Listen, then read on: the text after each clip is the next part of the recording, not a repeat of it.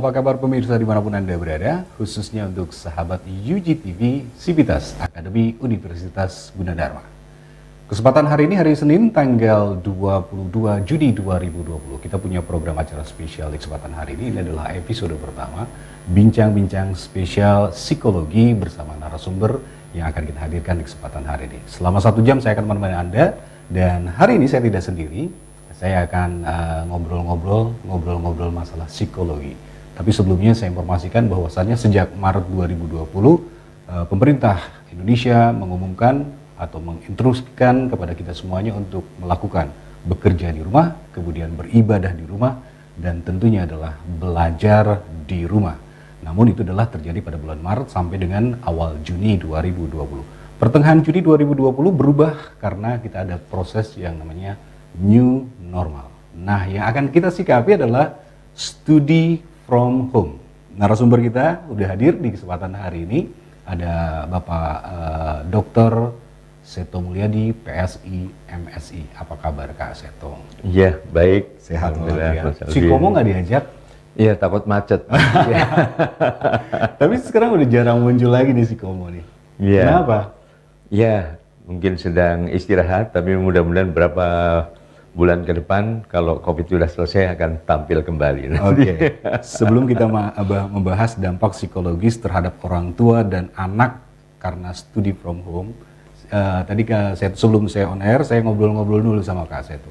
Ternyata sosial media ini sangat-sangat, boleh dikatakan kasarnya, kejam mungkin Kak Seto. Termasuk ini juga menimpa daripada sosial medianya Kak Seto. Bisa dijelaskan kronologisnya seperti apa?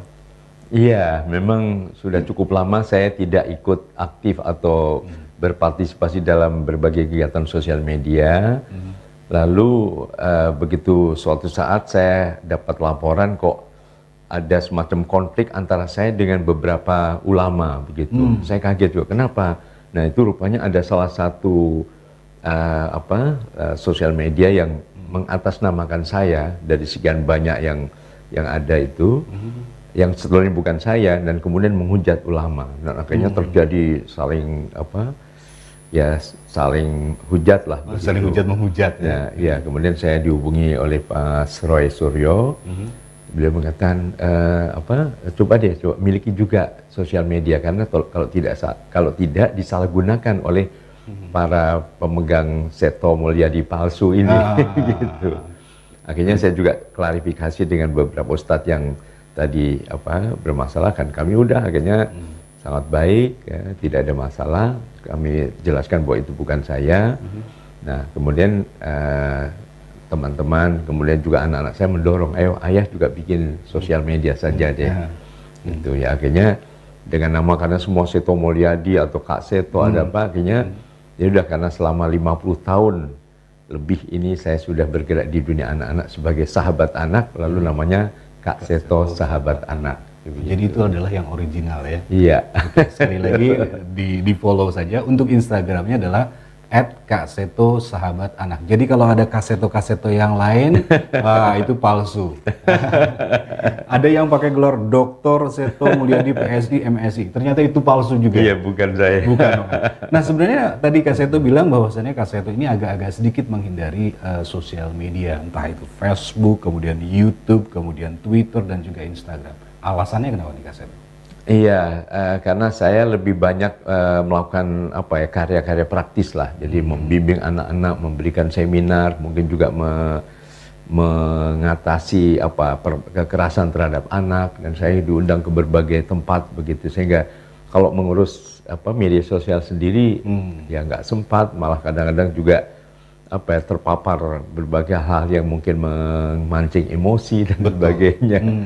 Itu, tapi setelah itu ternyata bisa juga, dan dibantu oleh anak-anak saya sendiri sebagai apa sih istilahnya ya pengelolanya, adminnya ya. Dan memang kebanyakan dari kita, termasuk saya juga agak-agak sedikit menghindari sosial media. Karena dibandingkan yang menyukai kita, ternyata masih banyak haternya ya. Iya, betul. Jadi Daripada harus kita tahan banting ya. Daripada kita stres, mendingan nggak usah buka-buka sosmed ya. Betul, betul. Kak Seto, sebelum kita masuk tentang studi from home, dampak psikologis terhadap orang tua dan anak, mungkin ada sesuatu yang disampaikan. Hari ini atau minggu-minggu ini, bulan-bulan ini atau di 2020, Kak Seto sedang sibuk apa? Khususnya yang menangani masalah anak-anak. Ya, memang sejak tahun 98 saya memimpin Lembaga Perlindungan Anak Indonesia yang dulu pernah bernama Komnas Perlindungan Anak ya. Kami juga kemudian mendorong lahirnya Undang-Undang Perlindungan Anak, mendorong lahirnya KPAI sebagai lembaga negara di bidang perlindungan anak. Kemudian ya sudah berbagai aktivitas yang tadi menangani berbagai pengaduan, kemudian juga memberikan motivasi, bimbingan, mungkin panduan kepada para orang tua, para guru untuk tidak mendidik lagi dengan cara-cara kekerasan. Itu jadi intinya mengkampanyekan, kami melakukan istilahnya gerakan nasional Sasana, saya sahabat anak. Saya sahabat anak. Begitu. Kami waktu itu mohon Bapak Presiden dan beberapa menteri bermain bersama dengan anak-anak di halaman belakang Istana Merdeka. Kemudian yaitu di posisinya bahwa Presiden sahabat anak, Menteri sahabat anak. Kemudian di beberapa gubernur juga kami ajak, gubernur sahabat anak, lalu Bupati Wali Kota terus turun RT RW, akhirnya ayah dan bunda juga menjadi sahabat anak. Begitu. Oke, itu artinya konsentrasi memang perlu dijaga untuk masalah anak-anak karena memang ini adalah penerus dari bangsa kita ya. Betul, nah, selama ini iya. menurut Kak Seto apa yang kurang daripada perhatian pemerintah atau orang tua atau semua masyarakat terhadap perkembangan anak-anak yang saat ini terjadi?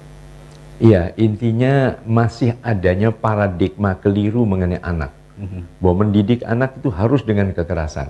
Seperti zaman dulu, mungkin zaman kolonial dulu seperti itu. Sekarang sudah zaman milenial sekarang.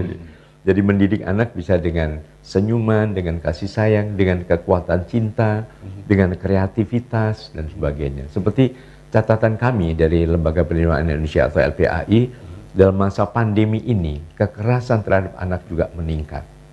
Meningkat tuh, ya.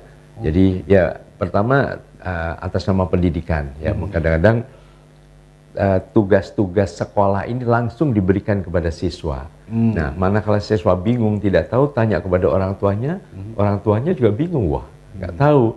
Nah, akhirnya ya terjadi konflik dan kemudian kekerasan juga. Atau pemaksaan belajar seperti belajar di sekolah. Padahal anak-anak kalau belajar sendiri juga bingung, bosan begitu. Tidak seperti pada waktu di sekolah. Mereka merindukan bisa bersekolah lagi, bisa ketemu dengan teman-temannya, bercandaria dan sebagainya. Nah, ini juga kekerasan psikologis maupun tadi fisik tadi, dan bahkan beberapa juga kekerasan seksual terhadap anak. Masih ada? Ya, karena apa? Karena kan umumnya kan pelaku kekerasan seksual kan umumnya orang-orang terdekat. Bisa keluarga sendiri, bisa kakek, bisa paman, bisa orang-orang terdekat lah, bisa asisten rumah tangga dan sebagainya. Nah, manakala anak terus berada di rumah saja, nah ini kan kadang-kadang ya menimbulkan dorongan-dorongan tadi, ya sebenarnya mungkin ada semacam kesempatan dalam kesempitan dan sebagainya. Jadi ini yang kemudian juga harus diwaspadai oleh semua pihak, para pemangku kepentingan perlindungan anak. Gitu. Apa yang Kak Seto kampanyekan selain menciptakan tadi ada bahwasannya orang tua itu menjadi sahabat anak, guru menjadi sahabat anak dan lain sebagainya. Langkah-langkah konkret apa untuk mencegah bahkan meminimalisir hal-hal yang itu terjadi? Iya, ibaratnya melindungi anak perlu orang sekampung, begitu. Jadi melindungi anak bukannya ayah dan bunda saja, tapi juga tetangga kiri kanan perlu peduli. Karena dalam Undang-Undang Perlindungan Anak dengan tegas menyatakan bahwa siapapun yang mengetahui ada kekerasan terhadap anak, diam saja, tidak berusaha menolong atau minimal melapor kepada polisi atau kepada petugas, itu bisa juga terkena sanksi pidana maksimal 5 tahun penjara. Jadi berarti kan ya semua diberdayakan untuk melindungi anak. Tetangga kiri kanan juga, orang keluarga terdekat itu ya tetangga kiri kanan, bukan paman, bibi atau yang kadang-kadang jauh di luar kota begitu.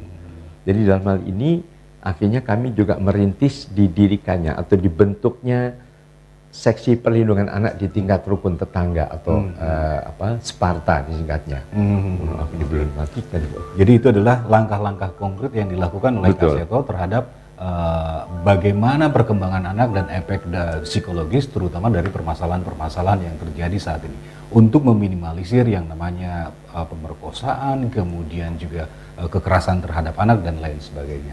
Nah, sekarang kita masuk ke masalah SFH, Study from Home. Betul. Menurut Kak Seto sekarang ini bagaimana dengan adanya, apalagi sudah disahkan juga oleh Kementerian Pendidikan dan Kebudayaan tentang belajar dari rumah. Kita berbicara tingkat SD, SMP, SMA sampai yang kuliah. Gimana Kak Seto? Iya, memang awal-awalnya mungkin tidak ada masalah ya. Tapi sekian lama, 2 bulan, 3 bulan, mulai timbul gejolak ya. Gitu. Jadi ini kan suatu situasi yang bukan hanya lokal, nasional bahkan global kan gitu. Jadi memang diperlukan kesadaran bersama bahwa kita memang dipaksa oleh situasi kalau kita ingin sehat dan juga ingin selamat. Maka ya memang sementara ini di rumah saja dulu gitu. Jadi mau gimana-gimana ya daripada sakit dan sebagainya. Nah, mohon itu juga menjadi sinergi bersama bahwa kurikulum sekarang ini kan kurikulumnya darurat karena keadaannya darurat. Jadi jangan sampai siswa juga dituntut untuk mengajar target kurikulum yang normal. Gitu. Kurikulumnya misalnya katakanlah standar kompetensi lulusan istilahnya. Kelas 3 SD, anak harus bisa tahu dalil Pitagoras misalnya. Nah, mungkin dengan cara belajar di sekolah, saling belajar social learning istilahnya ya, belajar secara sosial, tahu temannya bisa, saling berdiskusi dan lama-lama memang mudah sekali. Tapi manakala itu di rumah saja, berbagai materi yang kemudian seperti dijejalkan kepada siswa di rumah, memang akan terasa sulit sekali gitu. Jadi mohon para guru dan orang tua saling berkomunikasi dengan efektif, materi diberikan kepada orang tua dan orang tua yang menjelaskan kepada siswa. Oke. Jadi ini adalah bukan hanya peran orang tua saja, tetapi melainkan ada guru juga kan, dalam komunikasi dan lain sebagainya. Nah, yang selama ini adalah komunikasi yang dilakukan ini adalah dengan menggunakan media sosial seperti WhatsApp dan lain sebagainya ya. Kemudian ada aspek-aspek lain, Kak Seto, tentang misalnya aspek pengaruhnya adalah terhadap ada yang negatif dan juga ada yang positif. Begitu ya Kak Seto ya? Betul. Nanti akan saya tanyakan sama Kak Seto, tapi sebelumnya kita break dulu. Iya. Dan pemirsa sahabat UG-TV, saya masih akan terus berlanjut sampai pukul 15 waktu Indonesia Barat di kesempatan hari ini, tentunya dalam program eksklusif bersama UG-TV, Bincang Psikologi bersama Kak Seto. Jangan kemana-mana, tetap di UG-TV.